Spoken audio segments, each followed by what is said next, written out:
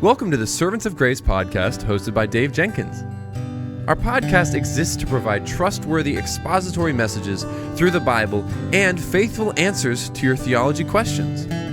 Now, for today's episode, let's join our host, Dave Jenkins. Well, welcome back to the Servants of Grace Theology segment. My name is Dave, and I'm the host for this show.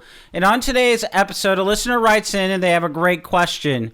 And the question is this: what does the Bible say about crystals?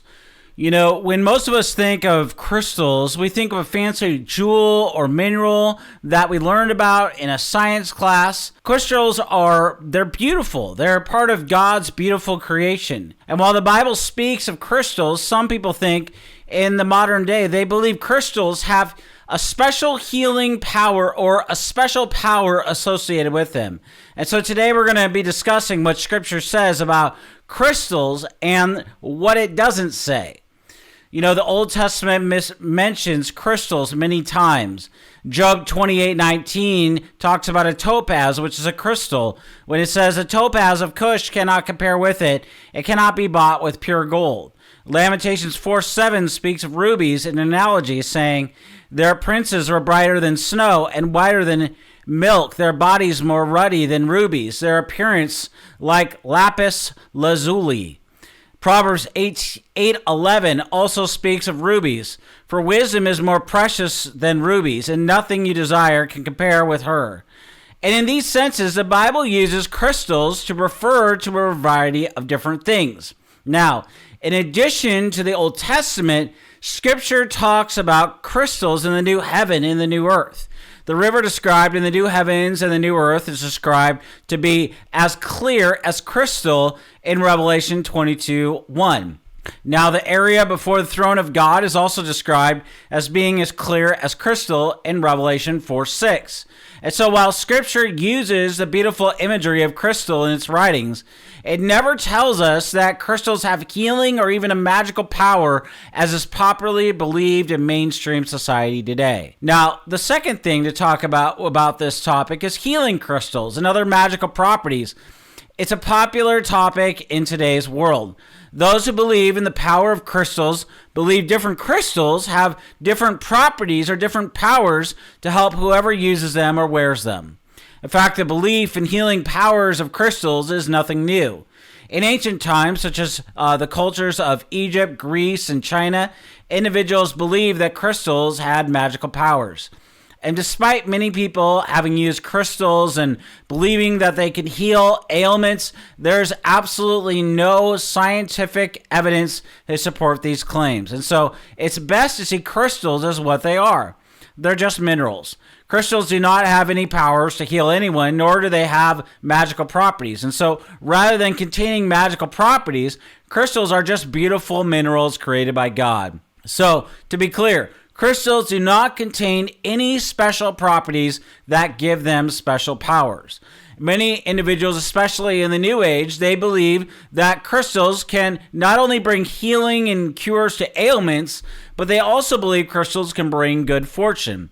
They can help one in romantic relationships and even help prevent or stop evil forces. As Christians, we know that the Bible never tells us crystals can do any of these things. Those who place such a high emphasis on crystals are, in a way, being involved in the occult.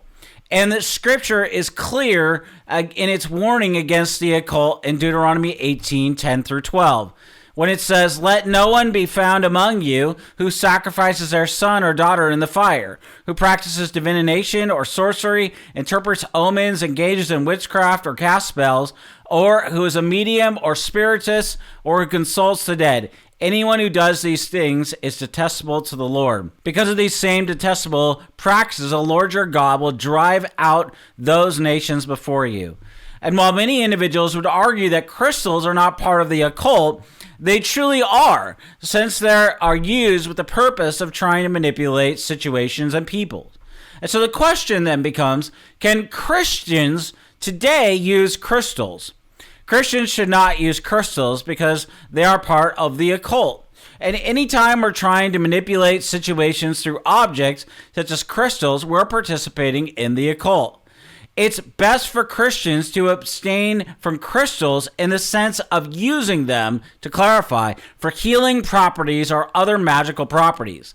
Now, if a Christian wants to wear, a crystal just for jewelry and the Christian isn't wearing it for special purposes, then it's perfectly okay. It is just advisable for Christians to not seek out crystals for their healing properties. The Bible never tells us crystals have special abilities, and science has also confirmed that crystals cannot truly heal any condition or affect the outcome of an event. Crystals have been used for a myriad of things across the world, but we should never use them in the sense of the occult or occult practices. What crystals do is to draw you away from the Lord and cause the crystals themselves to become the idol or God in your life. Your life is going to be much better if you place the Lord first and foremost in your life instead of crystals. You see, with God, there is love, peace, and freedom, but with crystals, there's only empty promises. There's only pain. There's only false hope. Turn to the Lord today, and He can help you. The Lord never promised us that He would heal us of all of our ailments, nor did He promise that our lives would be perfect. But He did promise that He would walk with us through all of life and before His face, through the bright times and the dark times, as we see in Psalm 23 and Hebrews 13:5. And as we wrap up, I just want to say this. Recently, I had Doreen on of the Equipping You in Grace podcast. We talked about these matters. And there is nothing wrong, to clarify here at the end, there's nothing wrong with a Christian wearing jewelry. What we're talking about is when those crystals have been dedicated to the practice of New Age, or to some sort of power has been ascribed to them. Those crystals should be absolutely destroyed and thrown away and not given to anybody else. That's what we're talking about. We're talking about I'm talking about ascribing to an object something of healing or magical power that object doesn't have. That's the issue. That's where we venture into the occult, and that's what Scripture warns us so clearly about. And also, that thing is, if you're engaging in the practice of thinking that there's healing crystals and that it has a magical property, then what you're doing is you're attaching a meaning to an object that object doesn't have. And by the way, the Lord makes all objects, and He makes all things, and He upholds all things by the word of His power. And so what I'm saying is if you're engaging in crystals and using crystals for healing or magical properties, guess what? That's not going to work at the end of the day. Yes, you can wear jewelry with crystals in it, but don't attach to that object a healing or magical property. And if you do, you need to get rid of it. Well, I hope that this episode of the Servants of Grace Theology segment has been helpful for your life and godliness. And until next week, may the Lord richly bless you and keep you.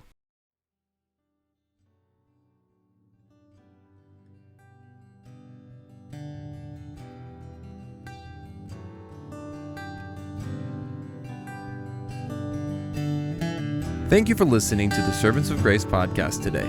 If you enjoyed the show, please subscribe, leave a rating on the app, and share our episode with your friends and family.